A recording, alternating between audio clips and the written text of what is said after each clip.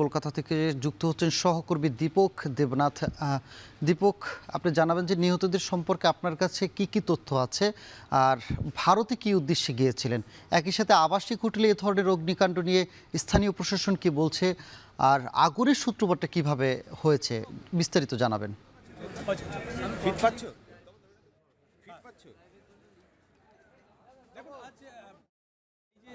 যে হোটেলটি আছে শিখা ইন নিউ মার্কেটের যে হোটেল আমি দেখাচ্ছি, এই হোটেলে কিন্তু অগ্নিকাণ্ডের ঘটনা ঘটে। এখানে এখনও পর্যন্ত 9 জনের মৃত্যুর খবর পাওয়া গেছে এবং যার মধ্যে অধিকাংশই বাংলাদেশি নাগরিক বলে জানতে পেরেছি। এবং আমরা দুজনের সাথে কথা বলেছি, তারা বলছেন যে নিহত যে 9 জন মারা গেছেন তার মধ্যে 8 জন বাংলাদেশি নাগরিক এবং তারা ইতিমধ্যে হোটেল থেকে বেরিয়ে অন্য আরেকটি জায়গায় অবস্থান করছেন। তারা রীতিমতো আতঙ্কিত, কি করবেন, কোন হোটেলে যাবেন, কিভাবে কি করবেন তারা এখনো বুঝতে পারছেন না।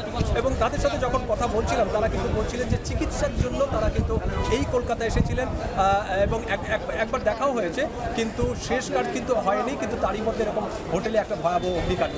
এবং আজ যখন এই অগ্নিকাণ্ডের ঘটনা ঘটে তখন প্রায় রাত 2:30 বা 2:30 এরকম সময়, স্থানীয় সময়। এবং সেই সময় যখন অগ্নিকাণ্ড তখন তারা প্রায় ঘুমন্ত অবস্থায় ছিলেন, ঘুমিয়েছিলেন। তো স্বাভাবিকভাবেই তারা এই যে সাধারণ সেই হোটেল, এই হোটেলের ভিতরেই কিন্তু বেশ কয়েকটি হোটেল আছে ছোটো ছোটো, যার মধ্যে যেই হোটেলটিতে আগুন লেগেছে সেটা হচ্ছে শিখা ইন, এবং এর মধ্যে হোটেল তৈবা বা হোটেল ড্রিমস বেশ কয়েকটি হোটেল আছে।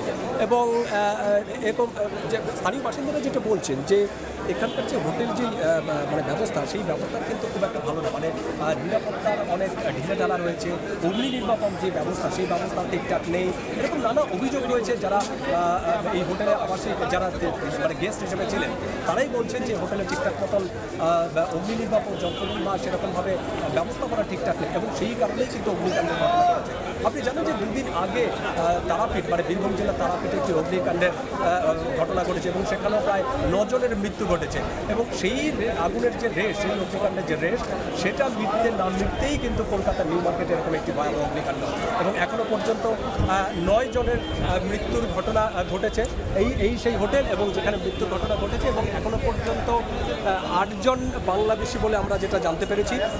তবে নিহতদের পরিচয় এখনও পর্যন্ত জানা যায়নি, কারণ সরকারিভাবে পুলিশ বা প্রশাসনের তরফ থেকে এখনও পর্যন্ত সরকারিভাবে মৃত্যুর কোনো পরিসংখ্যানে কিন্তু দেওয়া হচ্ছে না। এবং আজকে যখন অগ্নিকাণ্ডের ঘটনা ঘটে তখন কিন্তু স্থানীয় যে সংবাদ মাধ্যম তারা তো রয়েছেন, গণমাধ্যমের কর্মীরা, অসংখ্য সাধারণ মানুষ তারাও কিন্তু ভিড় জমিয়েছেন, বাইরে থেকে দেখছেন।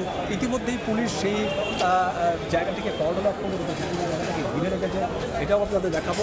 এবং একটা উৎসুক মানুষ, সাধারণ মানুষ তারাও কিন্তু ছুটে এসছেন এবং ছুটে এসে তারা কিন্তু উৎসাহের সাথে দেখছেন যে অ্যাকচুয়ালি কী হয়েছে ঘটনাটা। এবং আমরা দেখছি যে কলকাতা পুলিশের সাদা যারা সাদা পোশাকের পুলিশ তারা রয়েছেন, পাশাপাশি এখনো পর্যন্ত সকালবেলায় কলকাতা পুলিশের যে রাজ্য পুলিশের যে ফায়ার সার্ভিসের যে ডিজি তিনি ঘটনাস্থল পরিদর্শন করেছেন। এবং আমরা ইতিমধ্যে দেখছি যে মানুষ এখানে কিন্তু এসেছেন এবং আমরা কথা বলার চেষ্টা করবো যে কী হয়েছিল বা কখন অগ্নিকাণ্ডের ঘটনা ঘটেছিল।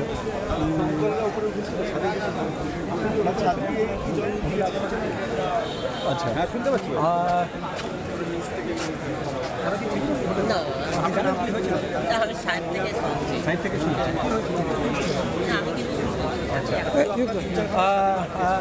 এই হয়েছে এখন অগ্নিকাণ্ডের দাঁড়াও, সেটা হচ্ছে যে দাঁড়াও হোটেল অগ্নিকাণ্ডের ঘটনা ঘটেছে সেটি দাঁড়াও না এই শিকাইন হোটেলে কিন্তু অগ্নিকাণ্ডের ঘটনা ঘটে। এবং তপন দা ধরে এবং চ্যানেল 2 এখনো পর্যন্ত সরকারিভাবে মৃত্যুর কোনো সঠিক সংখ্যা জানানো না হলে আমরা যেটা জানতে পারছি যে 9 জনের মৃত্যু ঘটেছে এবং যার মধ্যে অন্তত স্থানীয়রা জানাচ্ছেন। কিন্তু পুলিশের তরফ থেকে এখনো পর্যন্ত ঠিক কয়জনের মৃত্যু ঘটেছে তা এখনো জানানো হয়নি। আমরা কয়েকজনের সাথে কথা বলার চেষ্টা করবো। নামার পরে ওরা ডাক্তার দেখাবো।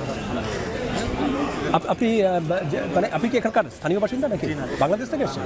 ও আপনি কি এই হোটেলে ছিলেন? এই হোটেলে 4th ফ্লোর মানে পঞ্চম তলায় ছিলাম আমি। আচ্ছা, যেই হোটেলে আগুন লেগেছে? জি, জি। কোন হোটেলে, নাম কি? আগুন লেগেছে 3 তলায়, হ্যাঁ। কিন্তু আমি ছিলাম 4th ফ্লোরে। কখন জানলেন আপনি আগুনটা লেগেছে? আমি 2:20 বাজে আচ্ছা। নিচে অনেক চিল্লাপালা শুরু হয়েছে, এত রাতে অনেক চিল্লাপালা নিচে। হ্যাঁ। পরে আমি ওই যে জানালাটা এখনো খোলা আছে আমার, ওই যে আপনার 5 তলা ওই যে জানালাটা হ্যাঁ। খোলা, ওই জানালাটা আমি খুলে ওইটাতে জানালা কিনে পরে আমি নিচের দিকে দেখলাম 15-20 জন। খোলার পরে দেখলাম আমি ধোঁয়া উঠছে নিচ থেকে। আচ্ছা, পরে 15 জন, আমি দাদা কী হয়েছে? কয়, আগুন লেগেছে তোমাদের এই হোটেলে। তারপরে আমি হোটেলের স্টাফদের ডাকলাম, ডাকার পরে তারা ঘুমিয়েছিল।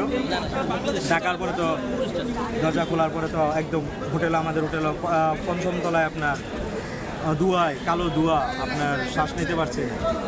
পরে নিচে যাব, নিচ থেকে তো ধোঁয়া উঠতেছে। ঠিক আছে। আর উপরে 5 তলা, পরে ছাদের উপরে আমরা চলে গেছি, যে কোনো একটা সিঁড়ি আছে, পরে ছাদের উপরে চলে গেছি।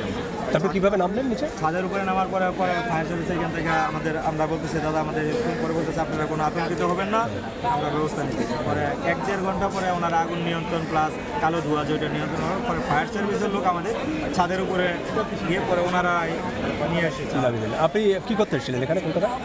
বাইকে ডাক্তার দেখাতে আসছি। ভাইকে ডাক্তার। আর আচ্ছা, তাহলে আপনারা দুজনেই সেফ?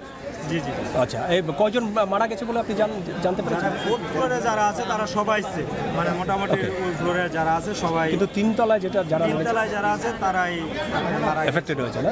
কয়জন মারা গেছে জানেন কিছু? মানে শুনেছেন? এটা জানি না, এটা আমরা দেখলাম খালি এইখান থেকে আপনার অ্যাম্বুলেন্সের মাধ্যমে নিয়ে নিয়ে গেছে। তো এখন কি এই হোটেলেই থাকবেন না শিফট না করবেন? না না, আমি অন্য হোটেলে চলে গেছেন already? 5টায় আমাদের মালসা বানাবার ফায়ার সার্ভিস প্লাস পুলিশ তারা অত্যন্ত আমাদের হেল্প করেছে এবং ওনাদের মাধ্যমে সবাই করছে, যার যার রুমের নাম্বার দিয়েছি, নাম দিয়েছে, ওনারা এই রুম অনুযায়ী আমাদের মালসা বানাবার সাথে গিয়ে ওনারা বের করে দিয়েছে। আপনি কোথা থেকে এসেছেন? ঢাকা? আমি ঢাকার গাজীপুর। আপনার নাম? মোহাম্মদ আসাদুজ্জামান। আচ্ছা। ওনারা এবার নিয়ে এলো আপনাকে নিচে?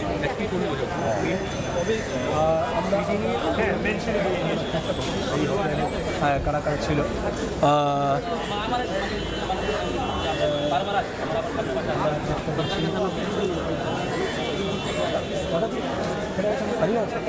লোকাল আপনি আমি বলবো কথা বলবো।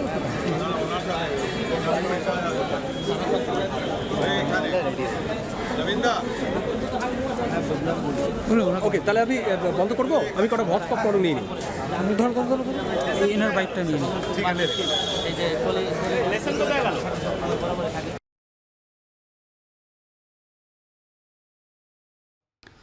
কলকাতার একটি আবাসিক হোটেলে ভয়াবহ অগ্নিকাণ্ডের খবর জানাতে সেখান থেকে সরাসরি যুক্ত ছিলেন সহকর্মী দীপক দেবনাথ।